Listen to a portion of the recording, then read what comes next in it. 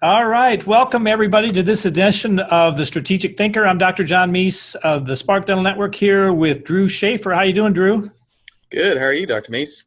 Fantastic. Well, there's been an awful lot of further government action on support based on COVID, and I thought it would be a good idea for us to just to swing through what is the current status of all those things. Sound good? Sounds great. And of course, we're not giving any specific legal or tax advice here. Whatever information we have here is general in nature. States are applying these rules differently, so make sure that you get qualified tax and legal advice from your own advisor. So hang on, let me share my screen here, Drew, and we'll dig in.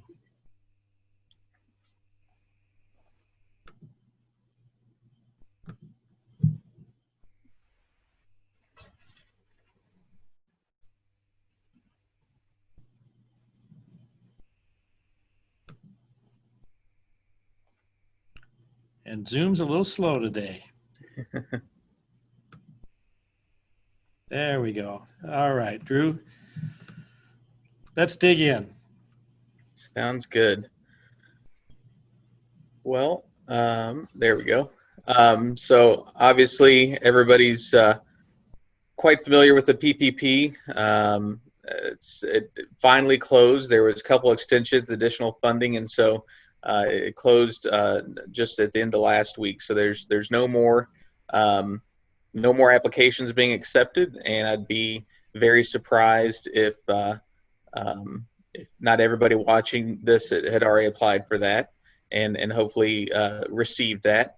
But what's kind of in a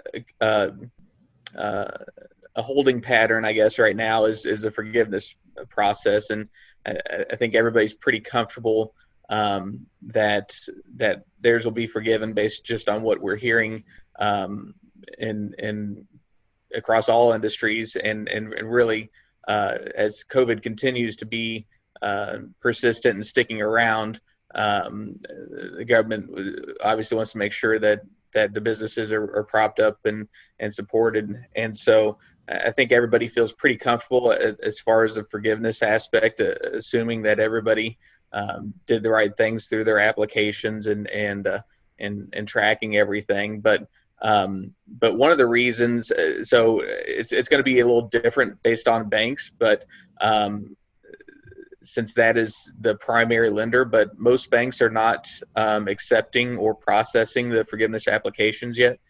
You can see on the SBA website the easy application for forgiveness, and it is very basic, and it's no surprises based off of what we heard through the application process. But what's changed is similar to what happened in the initial rollout is the rules kept changing as far as how you qualified, what amount, what measurement periods, et cetera. And so these banks, especially the larger ones, had to put a lot of resources into putting their own website and programming, and then it kept changing, which led to a lot of stress for a lot of people.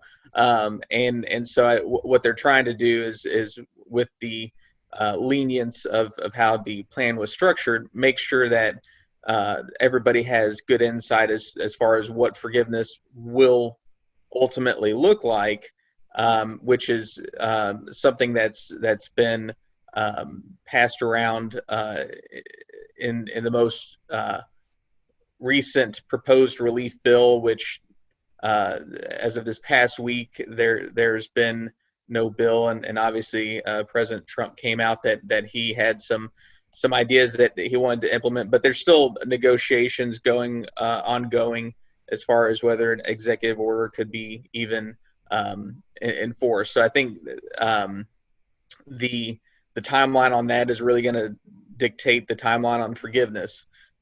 So one of the things. And since the payments don't start for some time, they're really under no gun or pressure to get this done quickly, right? Exactly. And due to the size of the loan program and the complexities, they want to make sure everybody's treated equitably and not compounding with further work down the road, just with the limited resources that both the SBA and the banks have as a result of pushing all this through. So there's no time constraint. The payback is specified as starting 6 months after the measurement date period ends. So realistically, that's a pretty long period. And if they didn't make the decisions on forgiveness in a timely manner, then I would doubt they would even charge interest during that period. Yeah. So ultimately, the way it is now, the banks have 60 days to review the loan forgiveness application, and then the SBA has, I think, 90 days after that. But ultimately, what we're hearing is that is a move to automatically forgive loans under $150,000 with nothing more than a good faith certification. So you don't have to show your evidence of payroll or rent checks or any of that. It's just a good faith certification, and realistically, those loans wouldn't have been a good target for audit anyway for the SBA or any other agencies, just due to size and once again lack of resources. So they're they know there's going to be fraud when they try to push this much money into the economy that quickly. Exactly. And the way they were given with very little information about company. We know there's going to be fraud. They're just trying to limit it to make sure that it's small bits of fraud, right? Right. So so that's probably just formalizing and making it easier with how they would have, in all practical circumstances, moved forward with any sort of investigations. So I think that's where a lot of the individual practice would fall under that. More of the group size would kind of fall in the next tier, most likely between 150,000 and 2 million. And that's not dissimilar to the under 150,000. The only difference really is that they're basically saying, hold on to your proof for 3 years, because who knows, down the road, we might want to come back and look at this, and you could be subject to an audit or investigation. But really focusing on the 2 million and above, making sure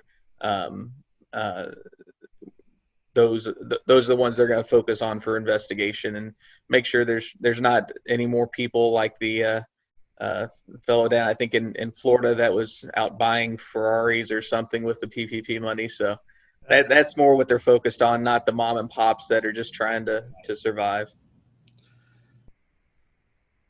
And then the other thing they're talking about is potentially a second round, which as this persists and there's continues to be shutdowns across the country, and there obviously is a lot of guessing as far as what will happen now that schools are kind of opening up, as well as a second round of PPP for borrowers if they can show a pretty drastic decrease in revenues, between 20 and 50%. That's probably more going to be on the hospitality and restaurant side, I think. Entertainment. Exactly. In the dental industry, I think everybody that we've talked to has come back relatively strong, and it would take a large extended shutdown to have that decrease in revenue year over year. So now on to the next one. Yes. This one is just as they've done such a great job of creating clarity around this one, haven't they, Drew? Well, they make sure to be as vague as possible so that they can interpret it however they want to later. Yeah, is what I've concluded. Yeah. So and I essentially had somebody tell me as much from the Department of Labor. So this is regarding the Families First Coronavirus Relief Act, and if you'll remember, this was put in place in April, and it was a way for individuals, whether they were showing symptoms of COVID, taking care of somebody who at home who had symptoms or has been diagnosed with COVID, or just doesn't have childcare. which is really in our industry, the bigger issue is childcare. I know our schools came out today saying in our school district saying that they're starting out online, where they had already pushed it back 2 weeks. So it's one of those things, as schools open up and then they don't open up, what all these parents are supposed to do. And so this originally, when it came out in April, it was interpreted more to be more for the first responders, hospitals that are directly dealing with the treating the coronavirus, but it had exemptions. So this is for all companies under 500 employees as well. So you could get an exclusion if you could show hardship, but that's always kind of challenging as well. And unpredictable, yeah. Exactly. And you might say it's a hardship, and they might say, nope, sorry. But there was a specific carve out for healthcare providers or emergency responders, and the key was in how they defined healthcare providers. That really kind of goes to my comment earlier about being purposely vague. So if you go to the next slide, Dr. John, and it defines as anybody that works in a doctor's office, hospital, etc., which obviously dentists are a doctor's office. And when I talked to a DOL representative, they said the key is that last line, or any similar institution, employer, or entity. So the feedback I got is, if you so much as look at a gauze pad, you probably qualify under this exemption. And with the current links between periodontal disease and the more severe form of COVID, it would be hard to exclude dental practices in this, really, because there is a link, and it does make sense. Exactly, and so the exclusion is, as I mentioned, for dentistry, I think a little more important on the side of looking at long-term absences of employees for childcare potentially, and the ability for an office to stay open and provide patient care becomes impacted. That person's job is still protected, but it makes it very challenging for all parties involved. So the different firms have been following up on this since April, as far as getting clarity who's a healthcare provider. It's really hard to get anybody to put anything in writing, but they were getting feedback from talking to different resources at Department of Labor that were saying consistently across different resources the same thing, that by this definition, a dentist office would qualify. And in my interactions with the DOL, her comment was they kept it purposely kind of vague, open to interpretation. So I think a lot of groups have moved towards the exclusion. I mean, the important thing is to be consistent in however you treat it, so that you're not favoring any individuals or classes versus others. So the most important thing is consistency, and that link is the where the slide comes straight from the DOL website. So this is their literature. But the best thing you can do if you do want to claim an exemption is to call your DOL office, and just, they'll ask you what your size is, the nature of your industry, and then more likely than not, they'll tell you something consistent, or they'll point you to the PDF that's referenced there. Ideally, try to get a name of a representative and request in writing. I got a first name, I didn't get a last name, and I was not able to get in writing. So like most things, there's so much ambiguity and inconsistency that nobody's going to put their name to anything. Yeah. And so what's happened more recently, just last week, is a federal judge in New York basically said that that healthcare provider definition is too broad. And so in New York, I would say you probably would not want to try to claim yourself as exempt, since the judge in New York has specifically said that, or ruled on that. The thing to be decided is how the DOL responds. And I think, as we've seen through many different levels of things that have come out with COVID, no different than when the PPP loans were said to be, any forgiveness would be tax-free, and then the IRS says, well, yeah, the forgiveness is debt-free, but not or tax-free, but not the expenses that is paid for them. So you're going to pay for it in taxes. I think that's where a lot of the different branches and organizations are getting sideways of each other, which makes it very hard for companies to know which direction to go and do the right thing within the guidelines. So it's one of those things that it'll continue to evolve, but you can only do your best with the information you have at any given time. For sure. Now the next one. So the last one is the most recent development as far as nationwide funds, specifically for dentistry. So there was some very large funding in the original CARES Act for healthcare services, healthcare providers, really intended to help with all the extra PPP required to be bought, lost revenues. If you think about a hospital setting, just the lost revenues due to the elective surgeries and everything else being canceled over that period. So the initial funding out of the CARES Act went more towards the hospital organizations, most importantly to keep them all afloat and with liquidity to treat what was expected to be a huge surge in COVID patients.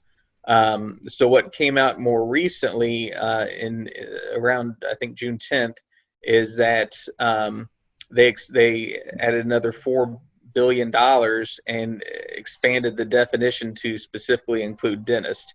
I know when this was another one of those, when it first came out, I think people were focused on the PPP and with the definition not specifically stating dentist. I don't think too many even went down this road. So originally rolled out July 10th to dentists, and the original deadline was July 24th, I believe. So you had 2 weeks just to get your what they were doing is basically confirming your tax payer ID number and confirming that with interfacing with the IRS just to determine eligibility. And so the calculation was pretty simple, as it shows on the Health and Human Services website. It's the calculation, just 2% of gross revenue from your most recently filed tax return. So I guess the key there is most recently filed tax return. I think it can go back to 2017, but since it is a percentage of gross revenues, if you have not yet filed your most recent tax return and your 2019 shows a higher revenue, it could be worth your while to file that, because that's what they're going to confirm against. Sure. So the deadline was originally set for, I guess, over 2 weeks ago. It's been extended twice now, and it's currently at August 28th, and that is just to get your 10 approved. I have a feeling it's one of those that they have a certain amount of money. They might just keep extending it until they run out. But obviously, you want to get in before it runs out. I have heard about offices getting funded already. So there is money funneling through for dental And organizations. this is just a giveaway. This isn't a loan, right? This is This is a giveaway, yes. so for the typical $1 million practice is 20 grand. Right. And as you go up in groups higher than that, it's a significant amount of money. Yeah, and it's a very easy application. The getting your 10 approved, that application ideally could take as few as 10, 15 minutes. And then really ultimately, since it's tied to your tax return, my expectation is really that's going to be the main proof is, Sure. And since they're coordinating with the IRS, they probably already have that information. Yeah. So there are a few requirements, and I the one that's not on here that's most important is you must not be excluded from participating in Medicaid is the key. It doesn't say you have to actively participate. You just can't be excluded from whether it be from fraud or what have you. Sure. But there's been some other Medicare general distributions that you can't have been a part of. Really, the most important ones are you have to have filed your tax returns recently, which they're a stickler for that for some reason. You had to have been providing dental care by the end of January. So basically, just it kind of goes along with you're an existing dental practice. You're continuing to provide care, and because that's the ultimate goal is to help with the lost revenues, the additional PPP costs, et cetera. The application is for the DSO structures out there it doesn't it makes it a little harder to think through. It's clearly set up more for the sole practitioner, but regardless, it's for the free money that comes to 2% of revenues. It's well worth the time to invest, and you won't be out a whole lot of time, even if for some reason it doesn't come through. Yeah, sure. Awesome. Well, Drew, thanks for that update. I so appreciate you being on the team here at Spark. Bring a lot of expertise and really appreciate you spending this time to bring all of our listeners up to date. So thanks everybody for being on another session of The Strategic Thinker. We'll see you next time.